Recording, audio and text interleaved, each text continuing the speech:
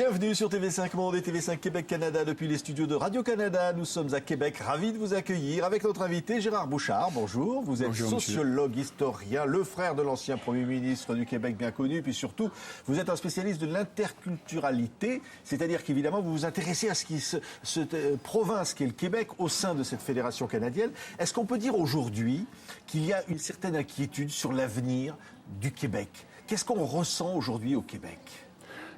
Il y a une inquiétude sur le plan culturel, c'est sûr, sur le plan de la langue plus précisément, parce qu'à cause de l'immigration, à cause de la mondialisation qui s'exprime largement en anglais, ça crée une situation à la langue française qui n'existait pas auparavant. Ce sont de nouvelles inconnues qui s'ajoutent à l'avenir de la langue française. Sur le plan politique, il y a une grande incertitude là aussi, parce que même si la souveraineté conserve quand même un appui populaire assez fort.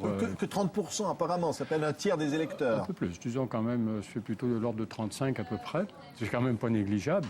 Mais ce qui est surtout frappant, d'après moi, c'est que c'est la ferveur qui a diminué. Même parmi les péquistes, par exemple, il y en a un très grand nombre qui ne veulent plus d'un autre référendum. Alors vous voyez, la ferveur a beaucoup diminué. Qu'est-ce qui est à l'origine de tout cela? Qu'est-ce qui est à l'origine, on pourrait dire, d'une sorte de malaise? Moi, je crois que c'est l'héritage des deux référendums qui se sont soldés par des résultats négatifs pour les tenants du oui, pour les tenants de la souveraineté. Nous vivons dans l'héritage de ces deux décisions collectives. C'est difficile d'en faire un troisième, c'est difficile de se refaire une santé après deux échecs comme celui-là. Je parle du point de vue des souverainistes. Et puis aussi, les choses sont quand même compliquées au plan international depuis 1980 ou même depuis 1995. La mondialisation a bouleversé beaucoup de coordonnées, elle a brouillé les pistes politiques, je dirais. Même pour les États qui sont souverains présentement, ont un peu de difficulté à se faire un chemin dans ce nouvel univers qui se dessine. L'immigration, qui a toujours été un fervent de développement ici, est devenue aujourd'hui une source d'inquiétude. Finalement, on a peur de perdre sa langue, on a peur de perdre son identité. Ouais, l'immigration, c'est ça. Oui, il y a quand même près de 40% des immigrants adultes qui ne se franciseront pas jamais. Leurs enfants, évidemment, vont à l'école française, c'est différent. Le nombre d'immigrants a quand même augmenté au cours des dernières décennies.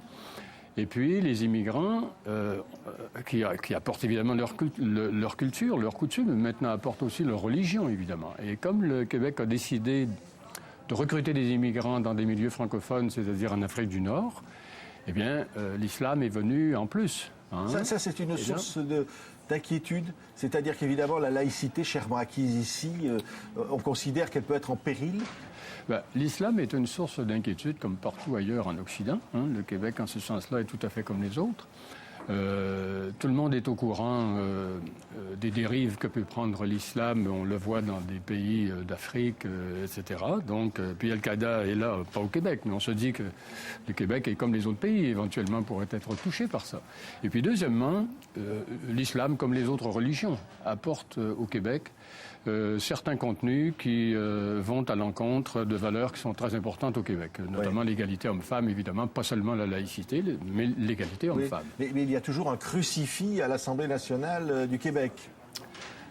Oui, ça c'est une question que pour les étrangers, pour essayer de comprendre notre logique là-dedans. Le Parti québécois, par exemple, qui favorise apparemment l'interdiction des signes religieux dans les institutions publiques, a voté en faveur du maintien du crucifix à l'Assemblée nationale.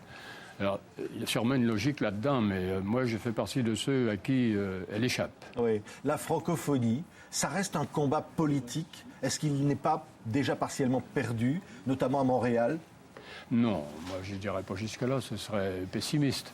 Mais simplement, la langue française au Québec faisait face à une difficulté à laquelle on s'était habitué, en quelque sorte. C'était les tentatives d'assimilation qui provenaient du Canada anglais, les politiques qui nous étaient défavorables. On avait appris à se défendre contre cela, avec la loi 101 notamment. Mais là, maintenant, c'est autre chose, c'est la mondialisation. Comment on se débrouille. Puis on voit des pays comme la France, par exemple, comme l'Italie, l'Espagne, qui sont beaucoup plus peuplés que nous, qui sont mieux préparés, on dirait, pour livrer cette lutte pour leur langue. on les voit manifester des réflexes défensifs qui nous font penser à ce qu'était le Canada français il y a 30 ou 40 ans. Oui. Alors, on ne s'étonne pas qu'une minorité comme le Québec, qui est au milieu de l'Amérique du Nord, le continent le plus puissant au monde et le plus influent culturellement, s'interroge sur l'avenir de sa langue et de sa culture. L'identité québécoise, une identité politique au sein du Canada, est-ce que c'est une identité au sein de, finalement vous parlez de la mondialisation, au sein du monde? Est-ce que c'est une entité qui peut dialoguer avec le reste du monde? Oui, je le crois. Justement, l'identité au Québec, qui était canadienne, française, etc., est devenue québécoise pour mieux se poser devant le monde qui était en train de se transformer.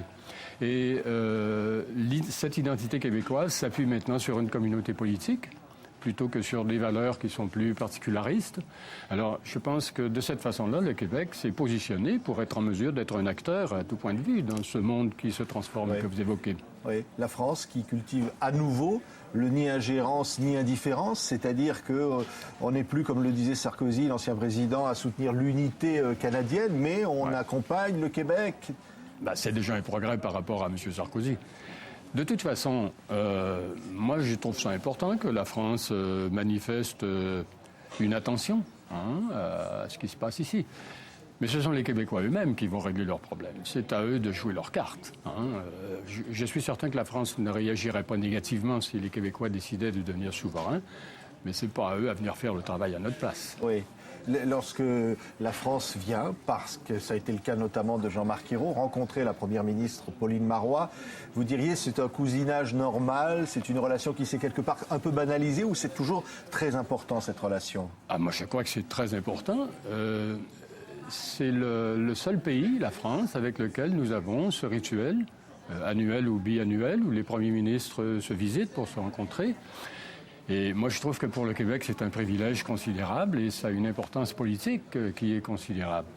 Alors, pour ce qui est de l'ensemble du dossier de la coopération Québec-France, là, c'est une autre affaire. Ceux qui sont proches de ces dossiers-là, actifs dans ces dossiers-là, se plaignent de ce que nous sommes dans une période dépressive, je dirais, mais qui reflète simplement ce qui s'est passé dans la société québécoise depuis 30 ans. Vous savez que les jeunes ont décroché par rapport à la France. La semaine dernière, à mes étudiants, je parlais de Jean Ferrat, il n'y en a pas un qui le connaissait. Parmi les CD qui se vendent au Québec, il y en a, les CV en français étranger, il y en a à peu près 2% qui viennent de France. Un décrochage considérable chez les jeunes. Ça, c'est une donnée qui est importante. Merci, Gérard Bouchard, sociologue, historien à l'université de Chicoutimi, je le dis bien. Très bien. Voilà, très bien. D'avoir été notre invité. On était ravis d'être ici au Québec et chez nos amis de Radio-Canada. Merci de nous avoir suivis. Merci. Voilà, on reste assis.